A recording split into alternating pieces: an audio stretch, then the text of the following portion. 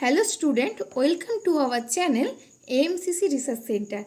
আজকে ক্লাস 6-এ রায়মার্টিনের কোশ্চেন ব্যাংক নিয়ে আলোচনা।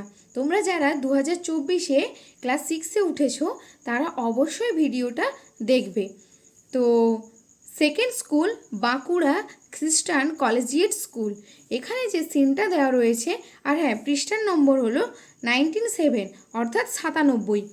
আর এখানে যে সিনটা দেওয়া আছে এটা হচ্ছে it all about drip drip, অর্থাৎ ভোলেনাথের যে গল্পটা রয়েছে সেখান থেকে নেওয়া। তো কোশ্চেনগুলো দেখে নিই। প্রথম কোশ্চেন যে who gathered at the royal court, কারা জড়ো হয়েছিল রয়্যাল কোর্ট মানে রাজসভায়। তাহলে উত্তর কি লিখবে? হু মানে কারা, তো কারা উত্তরটা কি লিখবে না ভোলেনাথ অ্যান্ড হিজ কিং। এই দেখো এখানে লেখা ছিল Bholenath and his king gather at the royal court, তাই জন্য উত্তর হবে ভোলেনাথ অ্যান্ড হিজ কিং, এই হুর জায়গায় হবে। তারপরে লিখে দিবে যেমন ভার্ব দেওয়া আছে gather at the royal court, gather at the royal court. তারপরে বলছে how did Bholenath come back home, কিভাবে ভোলেনাথ বাড়ি ফিরে এসেছিল। তাহলে উত্তর কি হবে না ভোলেনাথ, এখানে দেখো লেখা আছে Bholenath came back home in আটার ডেসপেয়ার, তাহলে উত্তর কি লিখবে না ভোলেনাথ, যেহেতু এখানে ডিড আছে তাই জন্য ভার্ব কামটা সেকেন্ড ফর্ম হবে কেম, অর্থাৎ Bholenath came back home in আটার ডেসপেয়ার, অর্থাৎ ভোলেনাথ বাড়ি ফিরে এসেছিল হতাশা হয়ে বা হতাশ হয়ে। এরপরে দেওয়া আছে ট্রু ফলস, তো এখানে সাপোর্টিং স্টেটমেন্ট দিতে বলেনি তাই জন্য এখানে 1 নাম্বার করে দেওয়া আছে।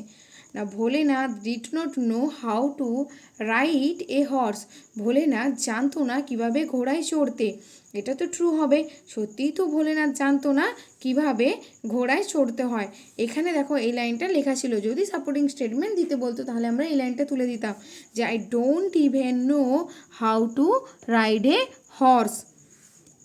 তারপরে পরবর্তী question the king sent Bholenath a magnificent elephant, রাজা ভোলেনাথের জন্য পাঠিয়েছিলেন এক চমকপ্রদ হাতি, এটাও তো ভুল, কারণ ভোলেনাথের জন্য রাজা ঘোড়া পাঠিয়েছিল।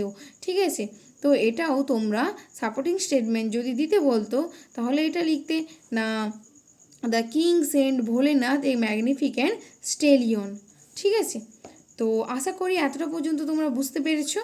তারপরে গ্রামারগুলো দেখো না, রাইট ডাউন সিনোনিমস, সিনোনিমস লিখতে বলেছে, অর্থাৎ সমার্থক শব্দ of the following words of the list given, এখানে যে লিস্টে দেওয়া আছে সেই ওয়ার্ডগুলো থেকে আমরা সিনোনিমসগুলো লিখব।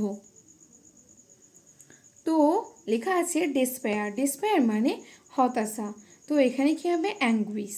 তারপরে লেখা আছে এন্ট্রাস্ট, এন্ট্রাস্টের বদলে কী হবে অ্যাসাইন। ঠিক আছে, এরপরে আছে না fill in the blanks with the appropriate collective noun given in the help box, মানে এখানে যে বক্সগুলো থেকে এখানে যে হেল্প বক্সগুলো আছে এই হেল্প বক্স থেকে অ্যাপ্রোপ্রিয়েট আর্টিকেলগুলি বা কালেকটিভ নাউনগুলি বসাতে বলেছে। তাহলে I brought a bunch of gaps from the market, তারপরে হবে এ সোয়ার্ম অফ বিজ flies into the garden, a class of boys went silent when the teacher entered the room, তারপরে there is a black sheep in every soul, SHOAL soul। ঠিক আছে, তো এই 4টা হয়ে গেল। এরপরে প্যারাগ্রাফ লিখতে বলেছে, write a paragraph on your experience of A morning sky using the following hints, মানে তোমাকে একটি প্যারাগ্রাফ লিখতে বলেছে অন ইউর এক্সপিরিয়েন্স, তোমার অভিজ্ঞতা অফ এ মর্নিং স্কাই মানে সকালের আকাশ কেমন হয় বা কিভাবে ওঠে, এইটা তোমার এক্সপিরিয়েন্স বা অভিজ্ঞতা নিয়ে একটি রাইটিং লিখতে বলেছে। তো এখানেও সেম বলছি, তোমরা যদি বুঝতে না পারো বা লিখতে না পারো কমেন্ট বক্সে কমেন্ট করে জানাবে, অবশ্যই বলে দেব। ঠিক আছে, আর যদি লিখতে পারো তাহলে তো খুব ভালো। থ্যাংক ইউ সবাইকে।